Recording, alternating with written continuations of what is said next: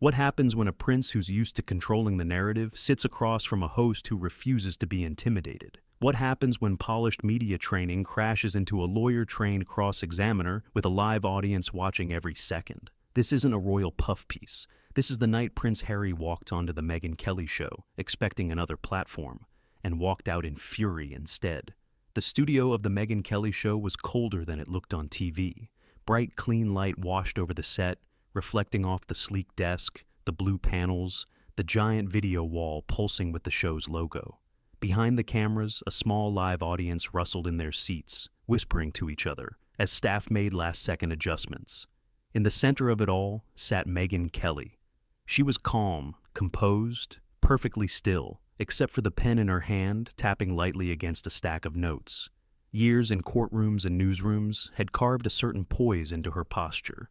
Back straight, shoulders relaxed, gaze sharp but unreadable. She looked like someone who'd already seen this fight from 3 different angles and was just waiting for the bell to ring.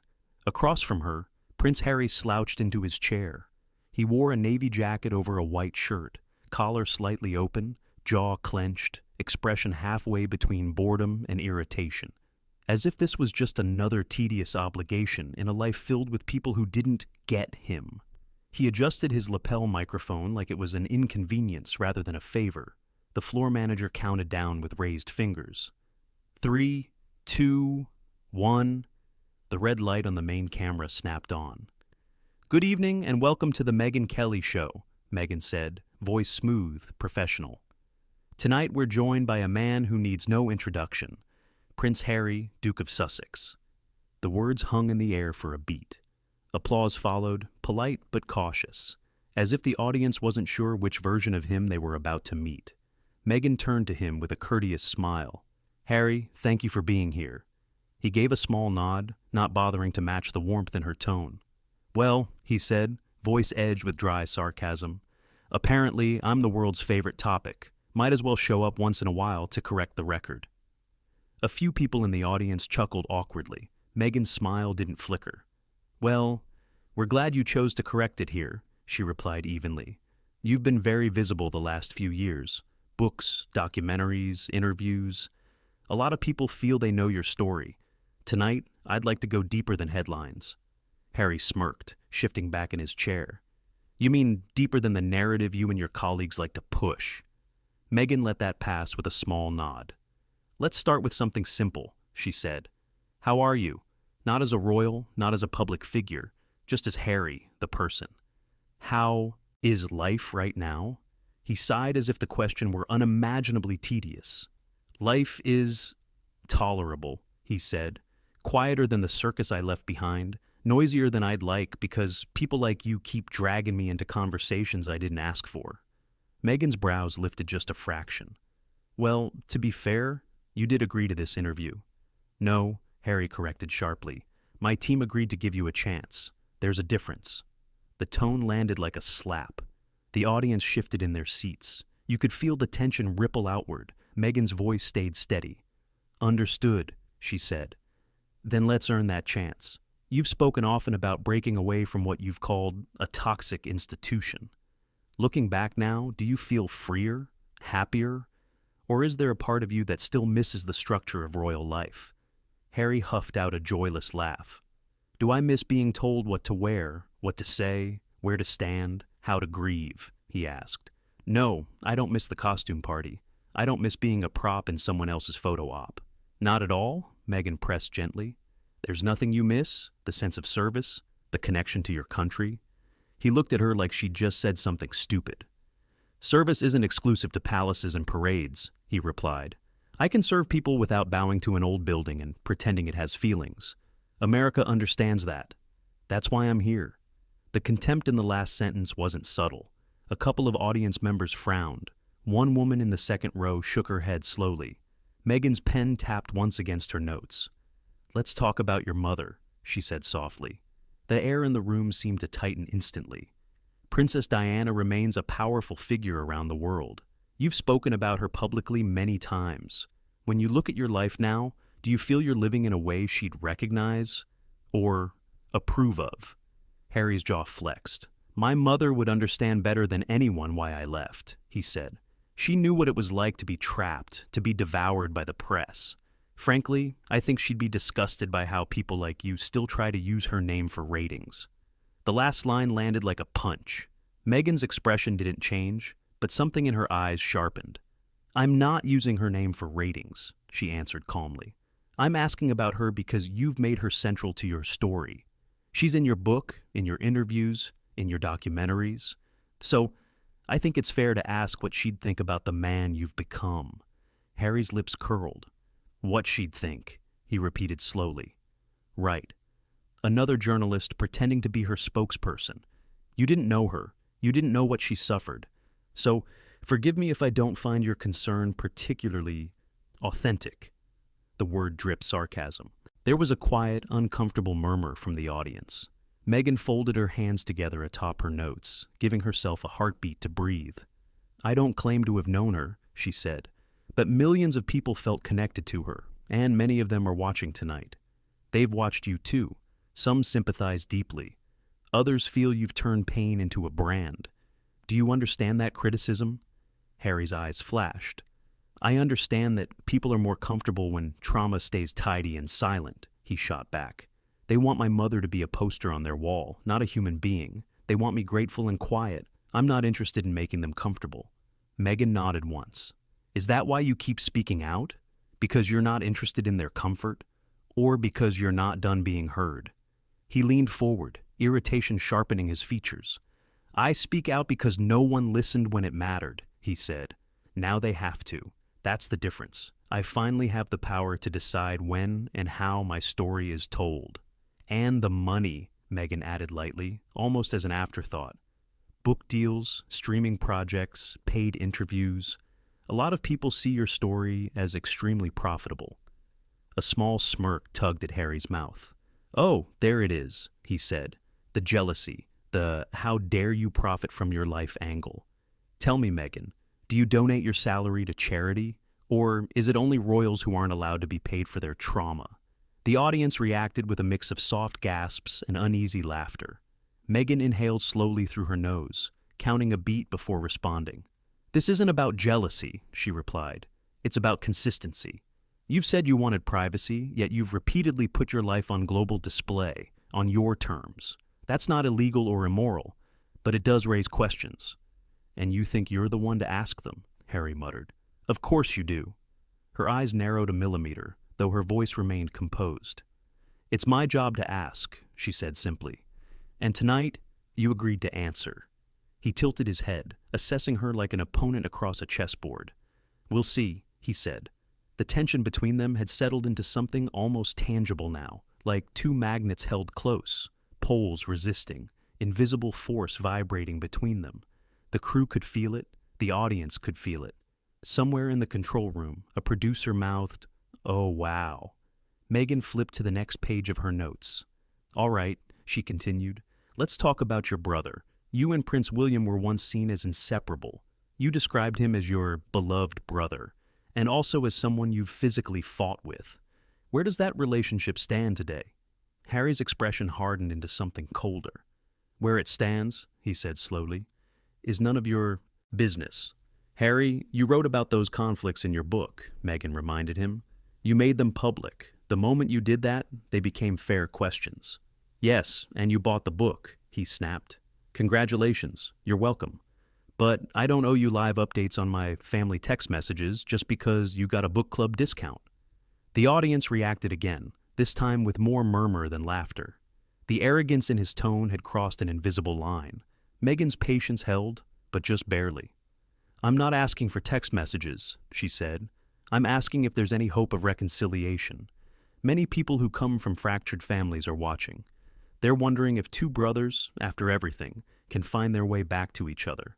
He shrugged, the gesture dismissive. People love a reunion story, he said. It makes them feel better about their own messes. But my life isn't a Hallmark movie. If William wants to sit under a portrait and pretend everything is fine, that's his choice. I'm done pretending. Meghan's gaze held his a beat longer this time. Does any part of you miss him? She asked quietly. No, Harry answered too quickly. Next question. And with that, The crack in his composure showed for the briefest moment, so fast most viewers would miss it, but not Megyn. She saw the way his throat tightened, the way his eyes flickered away for half a second before snapping back, harder than before. She filed that away. "Very well," she said. "Then let's shift to your life here in America. Your home, your work, your family, with Megyn and your children." As she spoke, the camera slowly pushed in, capturing the distance between them on that glossy set, the one trying to keep the interview grounded, the other already pulling it toward the edge of a cliff. The audience didn't know it yet, but this was only the beginning. The first commercial break came like a pressure valve hissing open. The red light above the camera blinked off, and instantly the studio changed temperature. Crew members stepped in with powder and water bottles. A makeup artist hovered near Harry, then thought better of it when she saw the look on his face. He waved her off with a sharp flick of his hand. Megyn glanced at her notes, then at him. "You doing all right?" she asked quietly, voice stripped of performance. Harry gave her a sideways look. "Are you?" She smiled faintly. "I've done this a few times." "That's part of the problem," he muttered. Before she could answer, the floor manager raised his hand. "We're back in 10, 9, 8. Megyn straightened in her chair, the host returning to her eyes like a mask slipping neatly into place. Harry rolled his shoulders once, as if bracing for impact. 3, 2, 1. The red light flicked on. "We're back with Prince Harry," Megyn said, voice smooth, professional. "We've been talking about his life after leaving the royal family, his relationships, and his new chapter in America. Harry, I want to turn to something that has been controversial, to put it mildly." He exhaled sharply through his nose. "Only one thing?" The audience gave a small ripple of laughter. Megyn let it pass. "You've spoken often about wanting privacy," she continued, "but you and Megyn have also done multi-part documentaries, a best-selling memoir, podcast series, a variety of interviews. Many people feel that you've built a public identity around grievances. Do you see why that perception exists?" Harry leaned back, crossing his arms, a small, almost lazy smile on his lips. "I see why people who only consume headlines might think that," he said. "I don't see why a so-called serious journalist would frame it that way." Megyn's eyes narrowed just a touch. "How would you frame it?" "As survival," Harry replied. "As reclaiming a life that was never really mine. You call it grievance because you're uncomfortable with people telling the truth, especially about institutions you spent years glorifying." I spent years questioning institutions," Megyn countered evenly. "The palace included. I'm not uncomfortable with truth, Harry. I'm uncomfortable with half-truths being sold as the whole picture." He snorted softly. "Right. Because you, of all people, are the authority on what counts as the whole picture." She let the jab slide off her. "Let's talk about Megyn," she said, and the room seemed to tighten again. "She remains one of the most polarizing figures in modern public life. Some see her as a victim of racism and cruelty. Others see her as manipulative and self-centered. How do you see her, beyond the public narrative?" Harry's stare hardened. "I see her as the only person who ever bothered to understand me," he said. "The only one who didn't treat me like a mascot or an obligation. She saw me as a human being, not a title. That's apparently unforgivable to some people." Megyn nodded slowly. "Do you think any of the criticism directed at her is fair?" His response was instant. "No." "None?" she pressed. He gave a short, contemptuous laugh. "That's the beauty of this, Megyn. People who've never met her, who've never even been in the same room as her, feel entitled to pick apart her every word, her every expression. They call that fair criticism. I call it obsession." "Some of that criticism," Megyn said carefully, "has come from people who have been in the room. Staffers, journalists, people who have worked with her, anonymous sources with axes to grind," Harry cut in sharply. "People who don't have the courage to put their name on what they say. That's not testimony, that's gossip." Megyn's tone cooled by a degree. "Some of them have put their names to their accounts," she said. "Are they all lying?" Harry's jaw clenched. "Yes," he said flatly, "or spinning things to fit a narrative that sells. You know how that works better than anyone." There it was again, the shove, the edge, the accusation that she was part of the problem. The audience murmured uneasily. Megyn laced her fingers together, anchoring herself physically. "You've accused the British press of racism and targeted cruelty," she said. "You've said they drove Meghan to suicidal thoughts. Those are very serious claims. Do you regret putting them out there with so little specificity? No names, no evidence, just broad accusations?" His eyes narrowed to slits. "You want names?" he asked, voice dropping lower. "You want me to hand you a list of people you can feed to the wolves so you can enjoy another media execution? That's not accountability, Megyn. That's blood sport." "Accountability involves facts," she replied. "Specifics. You've painted an entire institution and press corps as racist and abusive without ever providing details that can be examined, verified, challenged. That's not blood sport. That's convenient." Harry's smile disappeared. "You don't get to tell me what my truth should look like to make you comfortable," he said. "You certainly don't get to demand I put more targets on people's backs just so you can feel better about interrogating my story." "I'm not trying to feel better," Megyn answered. "I'm trying to understand where responsibility ends and revenge begins." The line landed hard. The audience let out a low, "Ooh," that sounded more like a collective wince. Harry leaned forward, his voice sharpening. "You love that word, don't you?" he said. "Revenge. It makes for a great segment. The Angry Prince Revenge Tour. Nice thumbnail, good ratings. It's lazy, small-minded. You reduce complex trauma to a headline and then act shocked when I push back." Megyn's patience flickered. "Trauma is real," she said, careful to keep her tone steady. "So is pattern. And the pattern is, every time someone asks you a tough question about your role in all of this, you accuse them of bad faith. Is that how you navigate every conversation now?" He tilted his head, studying her as if she were something under a microscope. "Is that how you navigate yours?" he countered, "deflecting your own industry's complicity by pretending you're the brave one asking the tough questions?" She held his gaze. "I'm not pretending," she said quietly. "I am asking them. Now answer one." There was a beat of silence. Harry shifted, that small crack of discomfort appearing for half a second, before he covered it with irritation. "You really think you're going to get some neat little soundbite from me?" he asked. "This isn't a courtroom. I'm not on trial here," Megyn offered, a small, controlled smile. "Harry, with respect," she said, "you put a lot of other people on trial, in your book, in interviews, in documentaries. You've cross-examined your own family in the court of public opinion. Tonight, people expect you to face at least a fraction of that scrutiny yourself." His expression darkened. "I didn't put them on trial," he said. "I told the truth. If they don't like how they look in it, that's not my problem." "But it is your responsibility," she pushed gently. "Because you chose to tell that truth publicly, repeatedly, for profit. That's not neutral. That's not consequence-free." The word profit clearly hit a nerve. He sat up straighter, anger flaring. "You keep coming back to that," he snapped. "My earnings, my deals, my contracts. Does it bother you that I finally have money that isn't controlled by the palace? Or does it bother you that I didn't have to ask your industry's permission to get it?" Megyn felt the first real surge of irritation rise in her chest. "It doesn't bother me that you make money," she said, firmer now. "It bothers me that you pretend the money has nothing to do with the story you keep reselling. There's a big difference between telling your truth once and building an empire out of it." Silence again. Harry's eyes were burning now, a hard, defensive flame. "You're offended that I won't play poor prince for your sympathy arc," he said. "You want contrition, humility, tears on cue. You want me broken so you can feel noble asking me why. I'm not going to give you that." Megyn's jaw flexed, just barely. "I don't want you broken," she said. "I want you honest. And so far, what I'm seeing is a lot of blame and very little self-reflection." The audience reacted, this time with a stronger wave of murmurs, some nodding, some shifting uncomfortably.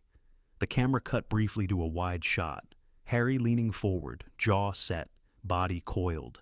Megyn sitting upright, composed, but eyes colder now, sharper. "Let's talk about your children," she said, turning a page of her notes. "You've said repeatedly that you left to protect them, from the press, from the institution, from the life you grew up in. At the same time, you've put your life and your grievances front and center in global media. Aren't you worried they'll one day read all of this and see not just a victim of the system, but a man who never stopped reliving it?" Harry swallowed once, the only sign that the question hit somewhere deeper.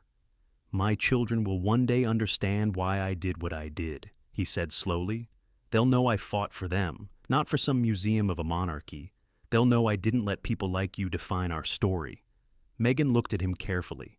"Or," she said, her voice quiet but razor sharp, "they might wonder why their father spent years talking about escaping, but never stopped talking about what he ran from." The line cut through the room like a wire. Harry stared at her, disbelief morphing into anger.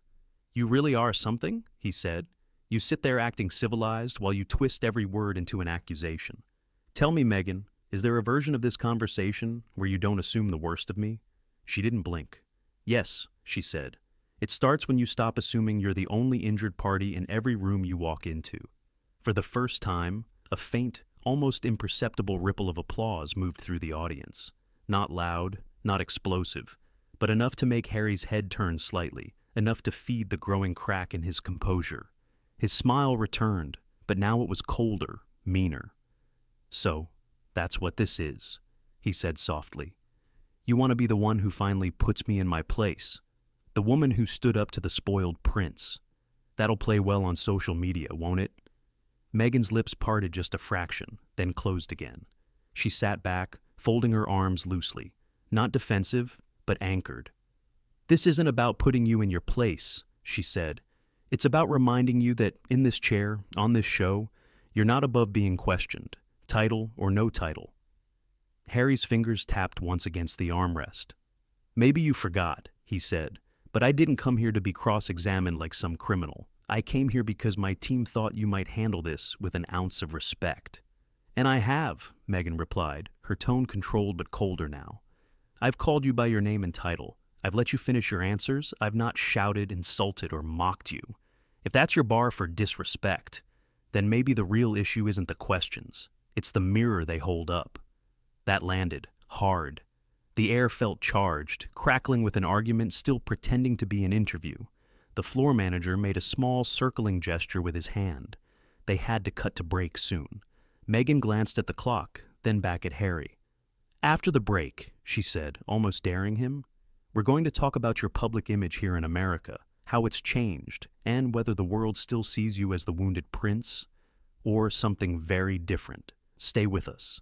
The camera held on Harry's burning stare for a beat too long, then cut away as the red light blinked off.